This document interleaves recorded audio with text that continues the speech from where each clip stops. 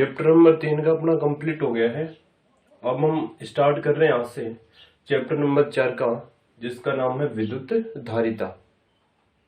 यह यूनिट अपनी फर्स्ट है। यूनिट फर्स्ट में 4 चैप्टर हैं। 3 चैप्टर हम पहले कर चुके हैं और अब ये 4 का चैप्टर आता है विद्युत धारिता। ये अब हम स्टार्ट करेंगे। तो इसमें जो पहला टॉपिक आता है वो आता है चालक की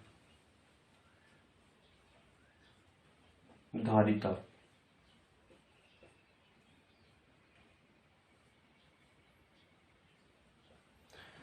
चालक की धारिता, तो देखना क्या होती है चालक की धारिता।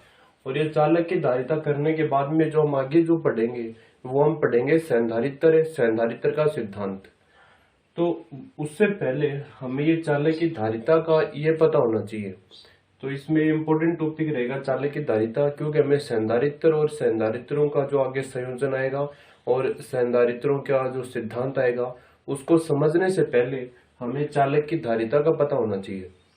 तो ये जो चैप्टर स्टार्ट होता है वो होता है चालक की धारिता से। तो देखना इसमें क्या होता है चालक की धारिता में।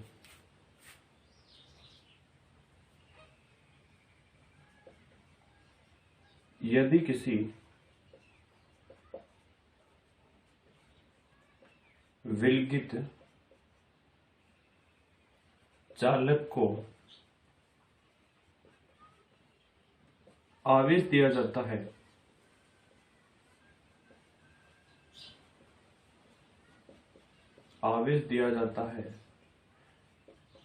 तो उसके विभव में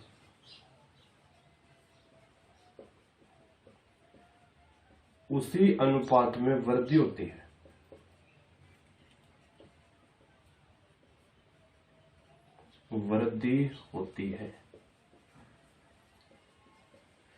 देखना क्या लिखा है कि यदि किसी विलगित यानी कि विलगित चालक वो होता है जिसके ऊपर दूसरे किसी भी चालक का या फिर अन्य का कोई प्रभाव नहीं पड़ता हो, उसको हम बोलते हैं विलगित चालक। यानी जिसके ऊपर अन्य किसी का प्रभाव नहीं हो उसको हम बोलते हैं विलगित चालक।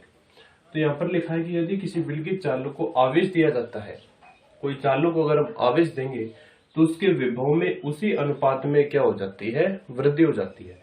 यानी कि अगर हम किसी चालक को अगर हम Q आवेश देंगे, किसी चालक को अगर हम Q आवेश देंगे तो उसके विभव में भी क्या हो जाएगी, वृद्धि। यानी कि जो Q है वो विभव के क्या होगा, समानुपाती होगा। यानी कि अगर हम Q को बढ़ाएंगे, आवेश को अगर हम बढ़ाते जाएंगे तो विभव का मान भी क्या होगा, बढ़ेगा। और विभव का अगर को हम बढ़ाएंगे तो आवेश का मान भी बढ़ेगा। तो जो Q समानुपाती होता है किसके, V के। यानी कि अगर हम Q को बढ़ाएंगे तो अपने पास विभव का मान भी क्या होगा, बढ़ेगा। तो ये बात यहाँ पर लिखी है कि यदि किसी विलगित चालक को अगर हम आवेश देंगे तो उसके विभव में उसी अनुपात में वृद्धि हो जाती है। यानी कि Q समानुपाती V। यानी कि Q अगर बढ़ेगा तो V भी बढ़ेगा, अगर Q घटेगा तो V भी घटेगा। अब ये समानुपाती का अगर हम चिन्ह हटाएंगे तो अपने पास में कोई नियतांक आएगा C और ये है V। यह C एक समानुपाती नियतांक है, समानुपाती नियतांक जिसे हम क्या बोलते हैं, धारिता बोलते हैं। ये जो समानुपाती नियतांक है C, इसको बोलते हैं धारिता। तो यहां से अगर हम C बराबर करेंगे तो अपने पास आएगा Q अपॉन V। तो ये फॉर्मूला होता है धारिता का, C equal to Q upon V। यानी कि आवेश तथा विभव के अनुपात को हम बोलते हैं चालक की धारिता। अब देखना यदि अपने पास यदि V इक्वल टू अपने पास 1 वोल्ट हो, यदि हमने मान लिया है कि V इक्वल टू 1 वोल्ट हो तो अपने पास C बराबर है वो क्या आएगा, Q आएगा। यानी कि किसी चालक के विभव को 1 वोल्ट से बढ़ाने के लिए जितने आवेश की हमें आवश्यकता होती है उसको हम क्या बोलते हैं, चालक की धारिता बोलते हैं। यानी कि V इक्वल टू 1 वोल्ट, यहाँ पर V की जगह हमने रख दिया है 1, तो C बराबर कितना आएगा, Q आएगा। यानी कि चालक के विभव को 1 वोल्ट से बढ़ाने के लिए, किसी चालक के विभव को 1 वोल्ट से बढ़ाने के लिए जितने आवेश की हमें आवश्यकता होती है उसको हम क्या बोलते हैं, चालक की धारिता बोलते हैं। और धारिता का मतलब होता है कि किसी चालक के आवेश को ग्रहण करने की क्षमता। तो हम इसकी दूसरी परिभाषा लिख सकते हैं, किसी चालक के आवेश ग्रहण करने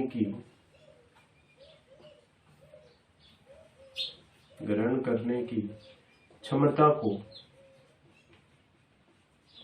चालक की धारिता कहते हैं।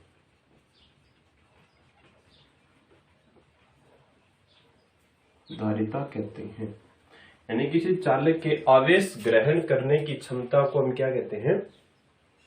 चालक की धारिता कहते हैं। यानी कि कोई भी चालक है कितना आवेश ग्रहण कर रहा है, कोई भी चालक है वो कितना आवेश ग्रहण कर रहा है, उस ग्रहण करने की क्षमता को ही हम क्या बोलते हैं? चालक की धारिता बोलते हैं। किसी चालक के आवेश ग्रहण करने की क्षमता को चालक की धारिता कहते हैं। तो Q समानुपाती किसके होता है? V के। तो जो समानुपाती का चिन्ह अगर हम हटाएंगे तो अपने पास एक नेतांक आएगा C, जिसको हम बोलते हैं धारिता। अब यदि V इक्वल टू अपने पास 1 वोल्ट हो, यानी किसी चालक का विभव 1 वोल्ट से बढ़ाने के लिए जितने आवेश की हमें आवश्यकता होती है उसको हम बोलते हैं चालक की धारिता। या फिर किसी चालक के आवेश को ग्रहण करने की क्षमता को हम बोलते हैं चालक की धारिता। अब बात करते हैं इसके मात्रक तथा विमा की। मात्रक तथा विमा। सबसे पहले इसके मात्रक निकालते हैं। तो देखना अपने पास धारिता है, धारिता वो क्या है? आवेश बटा विभव। आवेश बटा विभव। अब आवेश का मात्रक हमें पता है क्या होता है? कूलम। और विभव का मात्रक क्या होता है? वोल्ट। तो इसका जो मात्रक हो गया धारिता का वो हो गया कूलम प्रति वोल्ट, या फिर एक इसका दूसरा मात्रक होता है जिसको हम बोलते हैं फैरेड।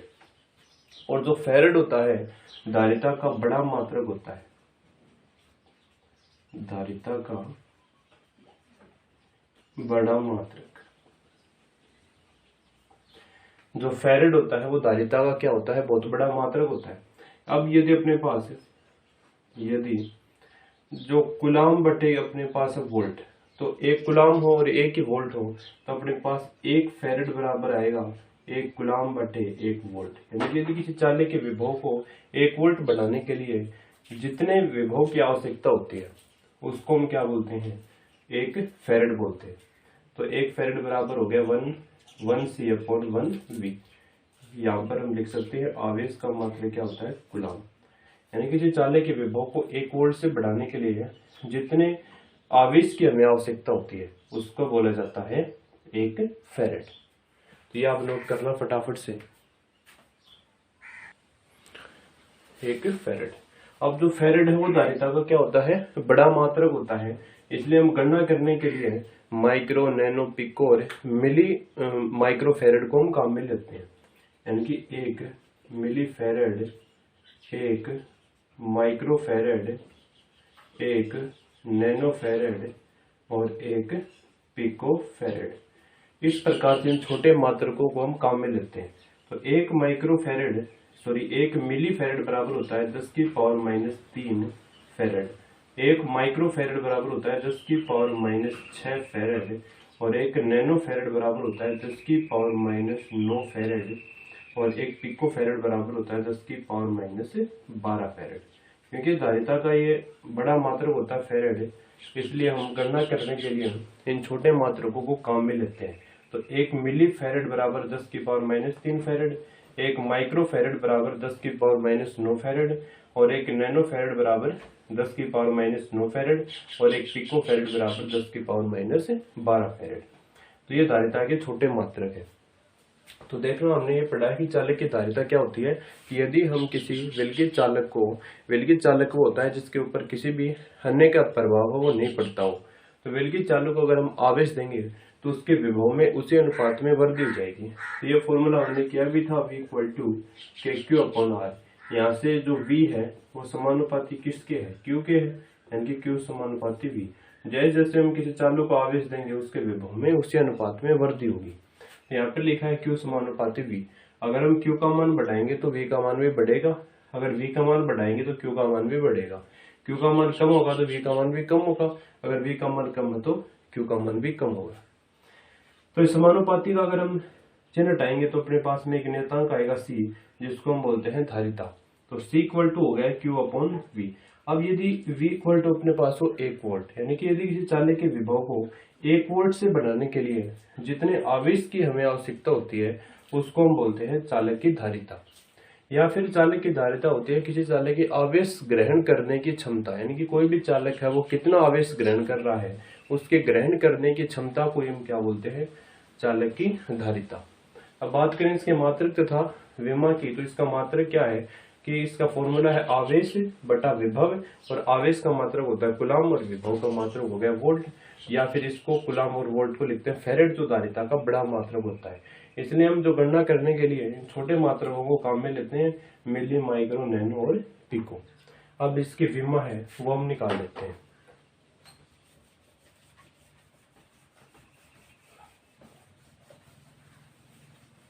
अब बात करें इसकी विमा की, तो देखना धारिता का फॉर्मूला हमें पता है क्या होता है, आवेश बटा विभव। तो सबसे पहले हमें आवेश की विमा पता होनी चाहिए और बाद में विभव की पता होनी चाहिए। तो सबसे पहले हम निकाल लेते हैं आवेश की विमा। तो आवेश अपने पास पता, धारा I बराबर होता है Q/T। यहां से अगर हम Q का मान निकालेंगे तो आएगा अपने पास I इंटू में T। तो I मतलब धारा एम्पियर, एम्पियर का I को लिखेंगे A और T को यानी कि सेकंड, सेकंड यानी कि समय का मात्रक हो गया T, यानी कि A1 T1। ये आवेश का मात्रक हो गया है। अब हम निकालेंगे विभव का मात्रक।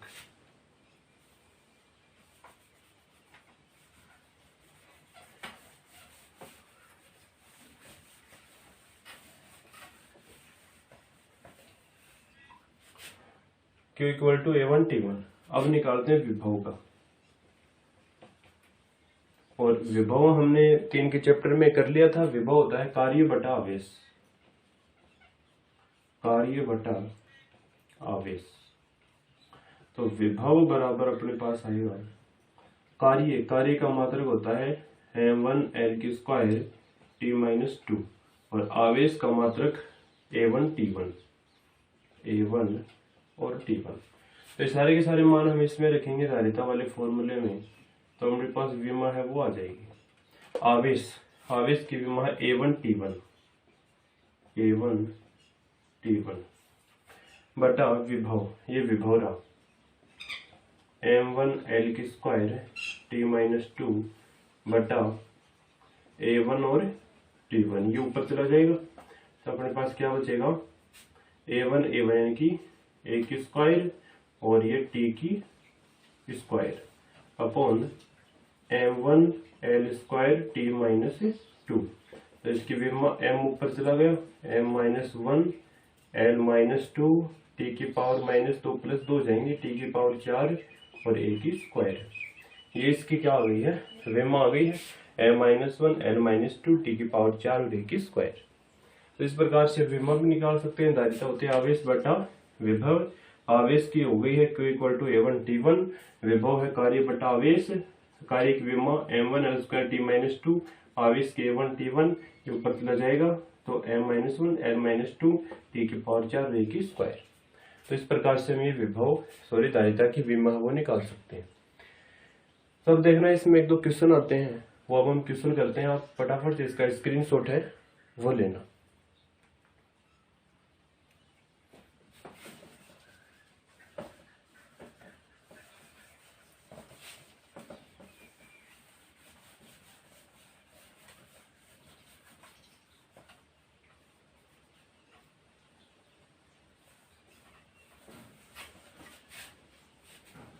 अब देखना क्वेश्चन है, यदि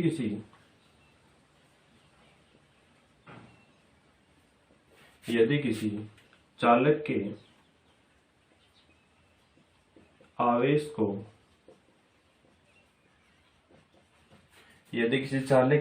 को दो गुना कर दिया जाए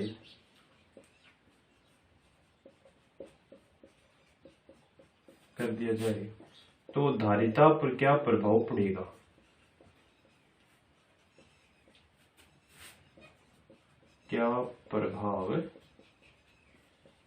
पड़ेगा?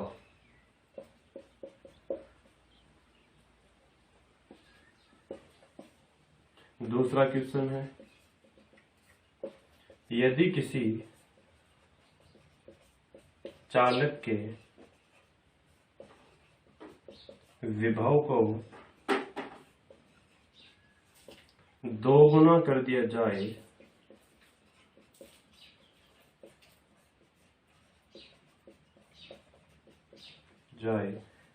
तो धारिता पर क्या प्रभाव पड़ेगा?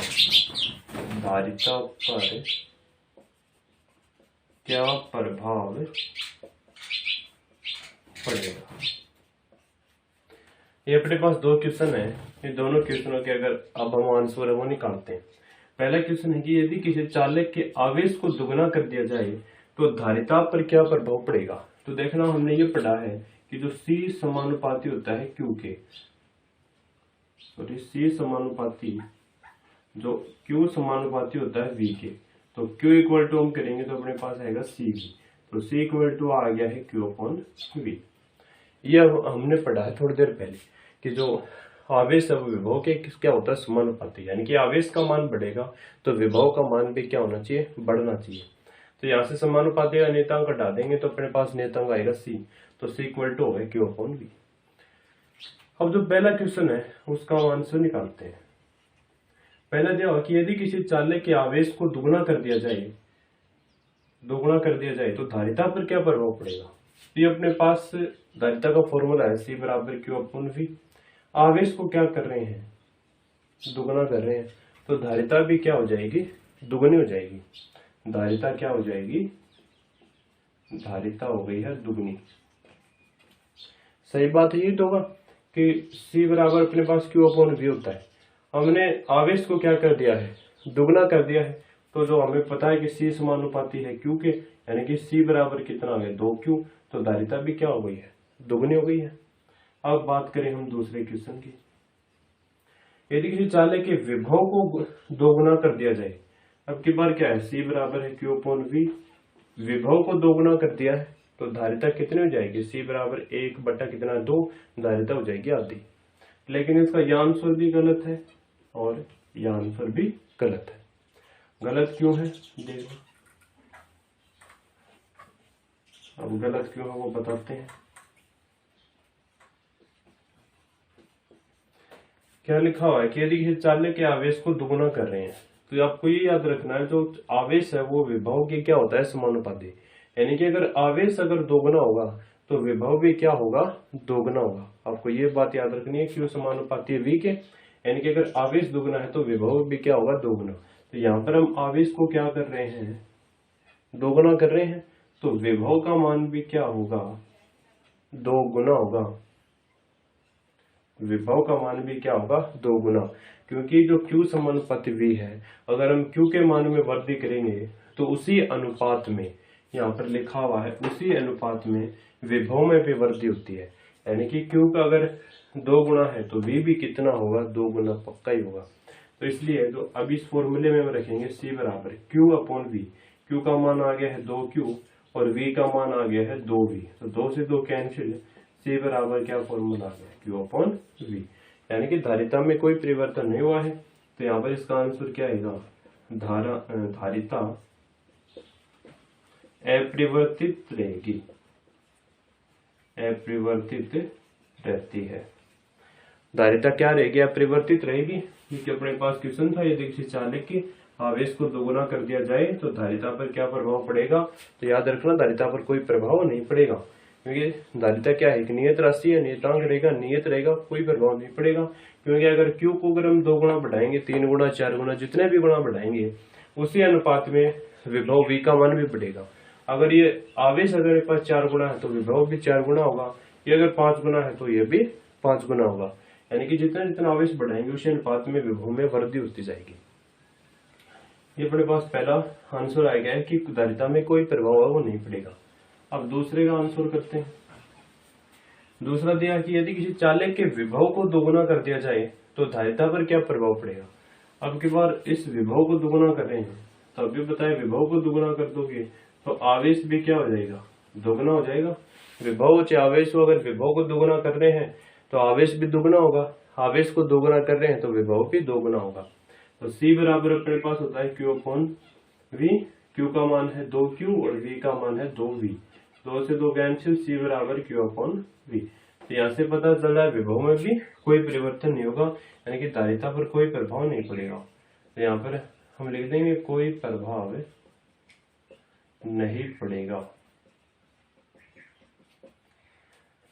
इस प्रकार से यह अपना चालक की धारिता का टॉपिक था, चालक की धारिता। तो देखना एक बार और समझते हैं इसको, चालक की धारिता क्या होती है। कि यदि किसी विलगित चालक को अगर हम कोई आवेश देते हैं तो उसके विभव में भी उसी अनुपात में क्या हो जाती है, वृद्धि हो जाती है। यानी कि जो आवेश है वो विभव के क्या होता है, समानुपाती होता है। यानी कि जैसे जैसे हम चालक को आवेश देते जाएंगे उसके विभव में उसी अनुपात में वृद्धि होती जाएगी। तो Q समानुपाती V। अगर इस समानुपाती का अगर हम चिन्ह हटाते हैं तो अपने पास में कोई एक नियतांक आता है C, जिसको हम बोलते हैं चालक की धारिता। तो C बराबर अपने पास हो गया है Q/V। अब बात करें इसके, या फिर हम इसको ये भी लिख सकते हैं किसी चालक के आवेश ग्रहण करने की क्षमता चालक की धारिता कहलाती है। यानी कि कोई भी चालक है वो अपने पास कितना आवेश ग्रहण कर सकता है, तो आवेशों के ग्रहण करने की क्षमता है वो क्या कहलाती है, चालक की धारिता कहलाती है। अब इसके मात्रक और विमा की अगर हम बात करें तो इसका मात्रक होगा आवेश, यानी कि कूलम प्रति वोल्ट या फिर फैराड। जो फैराड होता है धारिता का बड़ा मात्रक होता है, इसलिए गणना करने के लिए हम धारिता के छोटे मात्रकों को काम में लेते हैं, जैसे कि मिली, माइक्रो, नैनो और पिको। इस प्रकार से छोटे मात्रकों को काम में लिया जाता है। इसकी विमा भी हमने निकाल ली है। अब जो क्वेश्चन थे दो अपने पास है, यदि चालक के आवेश को हम दोगुना कर दें तो धारिता पर क्या प्रभाव पड़ेगा। तो आपको ये याद रखना, अगर धारिता को अगर हम दोगुना करेंगे तो विभव भी क्या होगा, दोगुना होगा। सॉरी, आवेश को अगर हम दोगुना करेंगे तो विभव भी दोगुना होगा। तो अगर आप विभव को दोगुना करेंगे तो आवेश भी दोगुना होगा। तो Q समानुपाती V के, यानी कि ये 2Q है तो V भी क्या हो गया, 2Q। Q 2Q हो रहा है तो V भी क्या होगा, 2Q। तो C = Q/V। ये फॉर्मूला अपने पास आएगा, यानी कि धारिता पर कोई प्रभाव नहीं पड़ेगा, चाहे आप आवेश को दोगुना कर दो चाहे फिर विभव को दोगुना कर दो। तो ये अपने पास टॉपिक था चालक की धारिता। अब हम नेक्स्ट टॉपिक है वो करते हैं।